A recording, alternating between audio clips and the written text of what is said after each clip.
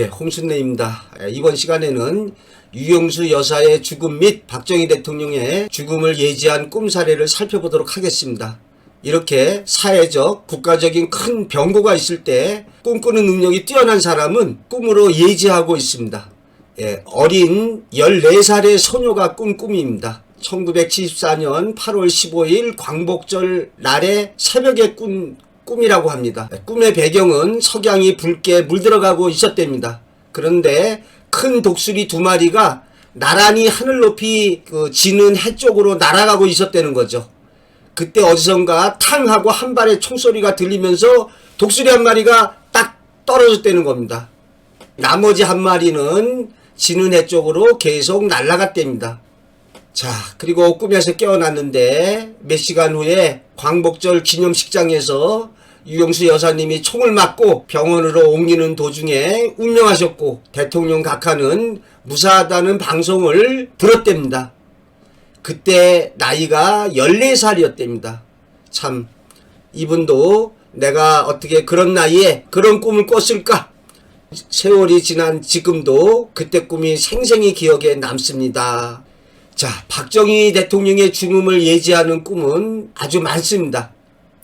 유영수 여사가 말을 전해달라는 꿈이다. 11.6 사건이 일어나기 전에 초라한 옷을 입은 유영수 여사가 몇 번이나 꿈속에 나타나서 박정희 대통령에게 무슨 말 좀 전해달라고 했어요. 박정희 대통령 시해 사건 당시에 현장에 있었던 가수 심수봉 씨가 한 TV에 나와서 말한 꿈 얘기입니다. 또 박정희 대통령의 죽음을 예지한 고 정일권 총리의 꿈입니다. 박정희 대통령이 피투성이의 몸으로 나타나서 살려달라고 말하는 꿈이다. 꿈에 나타난 대로 죽거나 위험한 일이 일어나는 안 좋은 일로 실현되고 있습니다. 사이트 이용자가 보내온 글입니다. 큰 기와집에 장군이 총을 겨누는 꿈이다.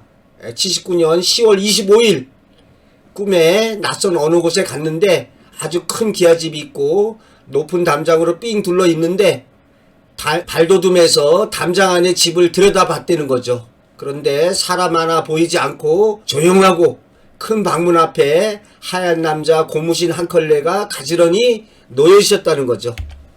의아하게 생각하고 다른 곳으로 가려고 몸을 돌려보니까 군용 지프차가 딱 서더니 약간 뚱뚱한 군인 한 사람이 내리는데 모자에는 별이 붙어있는 장군이었답니다. 차에서 내리자마자 권총을 품에서 쑥 빼들더니 담장에 바짝 붙어서 안방을 향해서 권총을 겨누는 것을 보고 꿈에서 깨어났다는 겁니다. 다음날 박정희 대통령께서 서거하셨다는 비보를 들었습니다.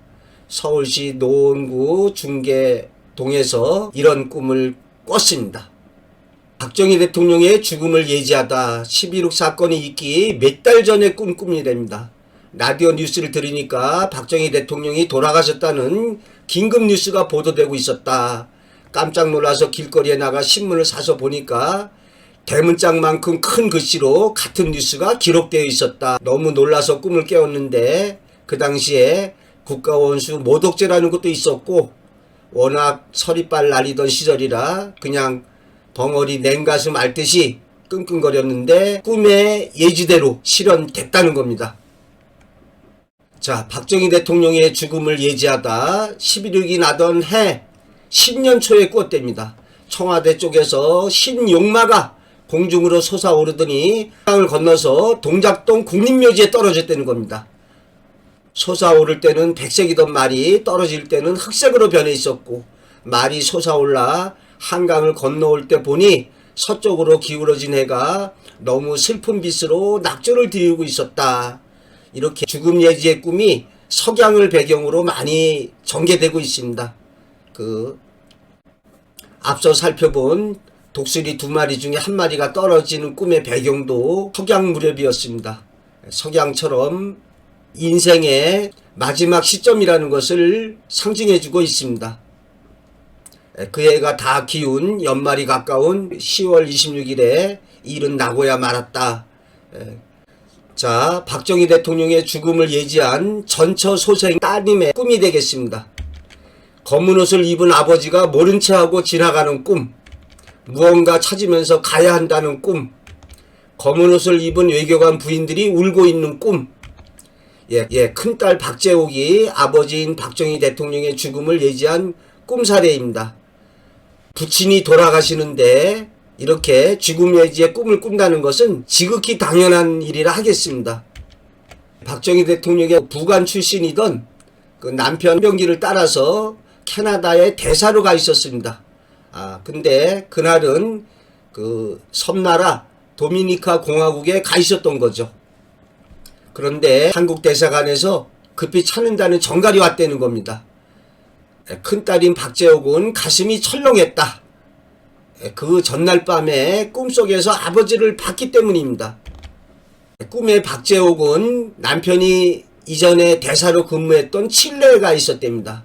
무슨 큰 행사인지 피노체트 대통령도 나와 있었답니다. 그때 검은색 자동차가 미끄러져 들어왔다. 그 차에서 검은색 옷을 입은 아버지와 유영수 여사가 내리는 것이 아닌가.